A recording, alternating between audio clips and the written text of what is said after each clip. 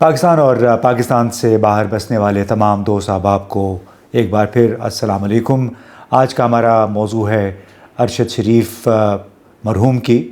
Post mortem کی report سے حاصل کی گئی وہ تصاویر جو بدھ کی شب سے سرکولیٹ کر رہی ہیں، اور انہوں نے ایک بار پھر نہ صرف ارشد شریف کے گھر والوں کو بلکہ پورے پاکستان کو سوگوار کر دیا۔ بڑے دل دہلا دینے والی یہ تصاویر ہیں جس میں صاف ظاہر ہو رہا ہے کہ ارشد کو گولیوں کے ساتھ ساتھ شدید تشدد کا نشانہ بھی بنایا گیا۔ اب وزیر داخلہ نے ابتدا میں یہ کہا تھا کہ یہ case of miss taken identity ہے، یعنی غلط شناخت کی وجہ سے یہ ہلاکت ہوئی، اور اب وہ مان رہے ہیں، اور جو کچھ ٹیمیں مخصوص میڈیا کی طرف سے نیروبی گئی ہیں، وہاں سے بھی یہ خبر ہے کہ جی ان کو باقاعدہ نشانہ بنا کر اور تشدد ان پہ کیا گیا، اور بعد میں ان کو یعنی ارشد شریف کو گولیاں ماری گئیں، ناخن ان کے توڑے گئے، نکالے گئے، اور یہ تمام واقعہ انتہائی اندوہناک تھا، اور اس کو کور اپ کرنے کی بھی کوشش کی، لیکن ابتدائی سے بڑا واضح تھا کہ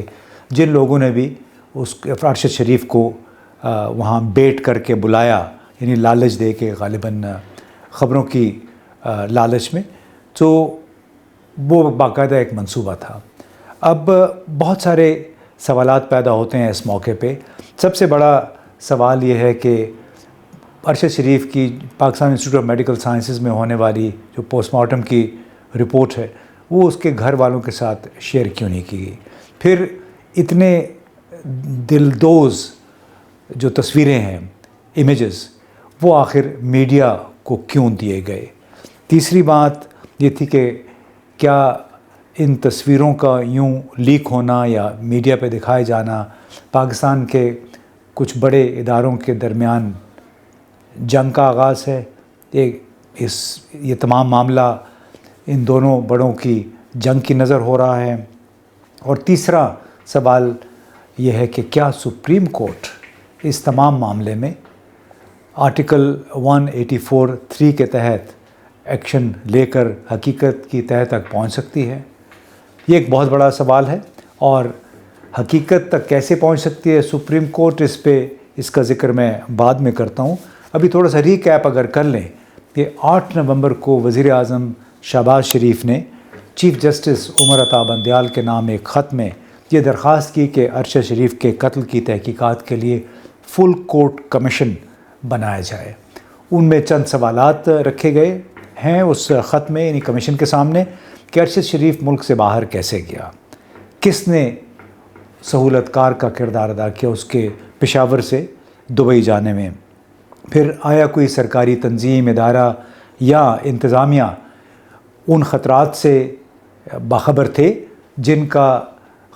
جو کہ ارشد شریف کو درپیش تھے، اس کے تحفظ کے لیے کیا اقدامات کیے گئے؟ ایک اور سوال کہ ارشد شریف کن حالات میں متحدہ عرب امارات یا دبئی سے کینیا گیا، اور